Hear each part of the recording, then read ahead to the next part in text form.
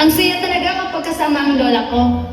Ako rin, kahit minsan mahigpit, ang dami niya alam. Oo nga, ang dami rin kwento ng lola ko. Ang lola ko naman ang kulit pa rin kahit senior na. Mukhang lahat tayo proud sa mga lola natin ah. Siyempre naman. Alam nyo, tingnan nga natin kung sino may pinakaastig na lola.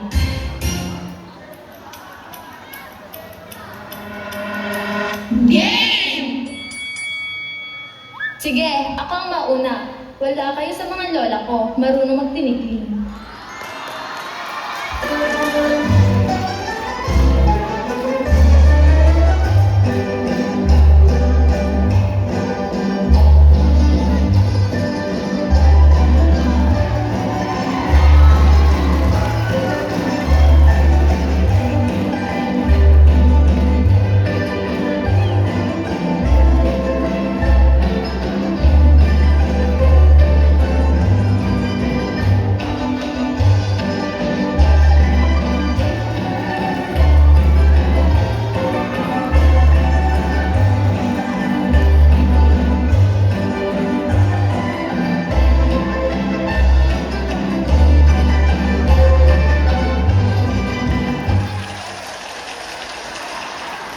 Ay wala yan. Wala kayo sa mga lola ko. Marunong mag-cha-cha.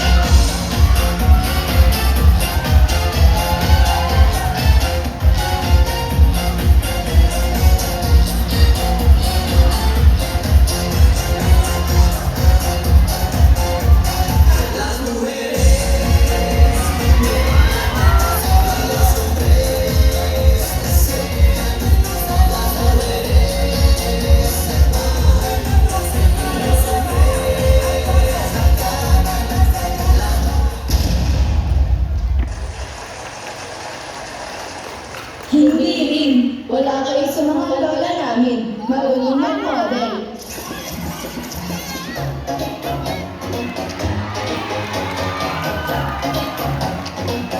She tastes like cola, sweet, sweet sugar cola.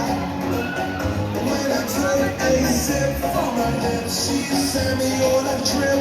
She keeps me up at night in a song. She tastes like cola, sweet, sweet sugar cola. When I took a sip from her lips, she sent me on a trip. She keeps me up at night in a song because she tastes like cola, sweet, sweet sugar cola.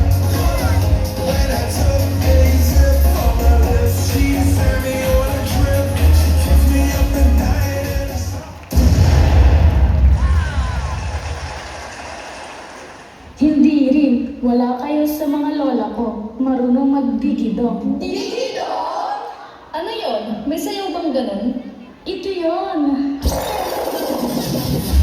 Lang sa'yo, ang hindi ko parang sa'yo, ang hindi ko parang sa'yo, ang hindi ko parang sa'yo, ang hindi ko mapapaulala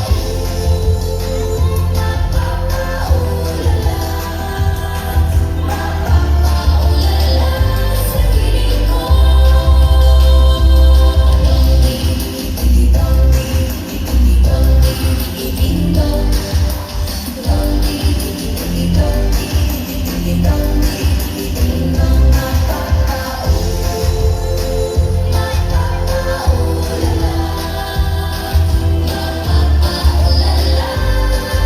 Sa piling ko sinta.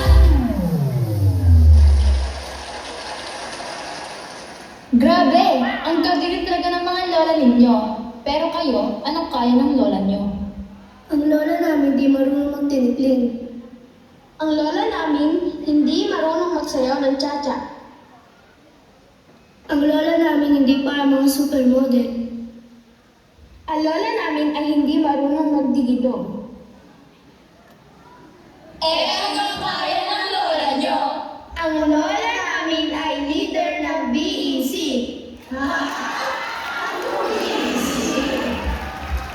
Ibig sabihin ng BEC ay Basic Ecclesial Community. Ito ay maliit na pamayanan ng mga Kristiyano sa ating barangay na sama-samang nagdarasal, nagbabasa ng salita ng Diyos, nagtutulungan at naglilingkod sa kapwa. Sa BEC, hindi lang nagdarasal, dito ay nagkakaisa, nagdadamayan, nagbabahaginan ng pananampalataya at sama-samang nagpapakita ng pagmamahal sa Diyos. Sali na sa BEC. Ano? Tara!